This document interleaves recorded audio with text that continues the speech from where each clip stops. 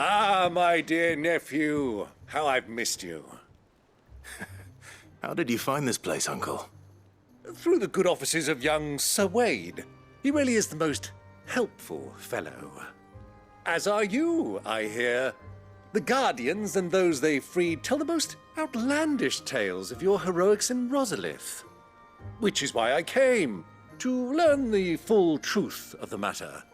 Sort the fact from the fiction, so to speak. You were working with the Guardians of the Flame to evacuate the people of Rosalith to Port Isolde. I was, aye. Then I have questions for you. Please, come inside, Uncle. Gladly. You there? There are 2,000 gold talents in those chests. See that they're added to my nephew's coffers, would you? 2,000?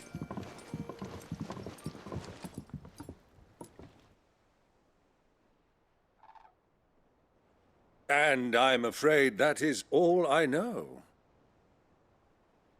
A fleet sailing south past Port Isolde. Most intriguing. Forgive me for not being able to tell you more. I hadn't the faintest idea Kupka withdrew wounded from Rosalith. Still less that my own nephew dealt the decisive blow. What do you think, Vivian? I think, with this news of the Dalmekian fleet and recent reports of the Royalists' movements, that the final piece of the puzzle has fallen into place. Come here and I'll show you.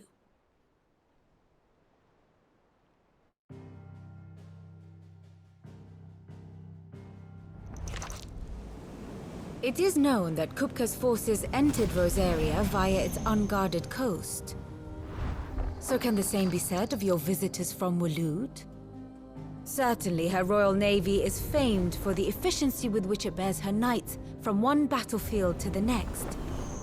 And in the Einherjar, or Black Galleon, she boasts a vessel nigh as swift and every bit as feared as the kingdom's legendary cavalry. A fitting flagship for a land apart, her naval presence being crucial to her ambitions beyond Ash. Yes, it seems safe to assume that the Royalists did indeed enter Rosaria from the sea. So then, had you a vested interest in Titan's survival, whither would you take him? Why, home to Drake's Fang, a place rich enough in ether to conjure the magics needed to mend his hurts. But would that not entail an arduous voyage around the southern cape?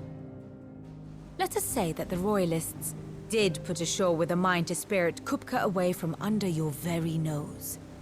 Could that truly have been their plan for him? To load him aboard one of the ships flying Republican colors sighted off the coast near Port Isolde.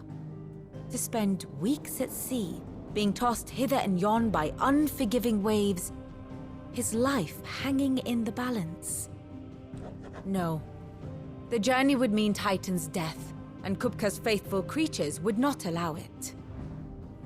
So what then was the plan of our Waloed friends? Reports suggest they made not for the coast, but for the desert. And by cutting through the Velcroy, a party traveling light would have Titan back in his bed days before a galley could lurch into port. To wit, it was the Royalists, not the Republicans, who effected Hugo Kupka's safe retreat. I would stake your life on it.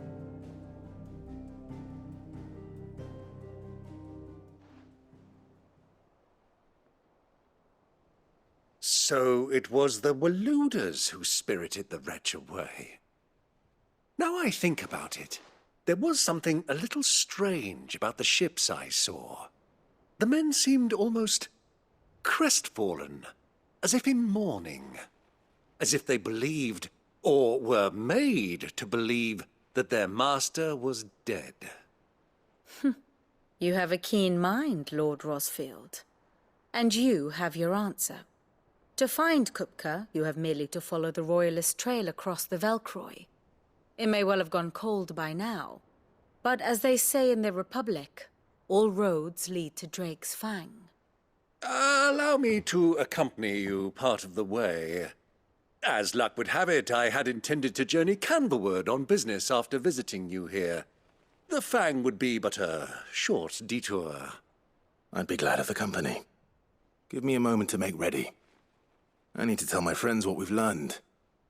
And where we're going. Very well, but be quick about it, my boy. Time waits for no man.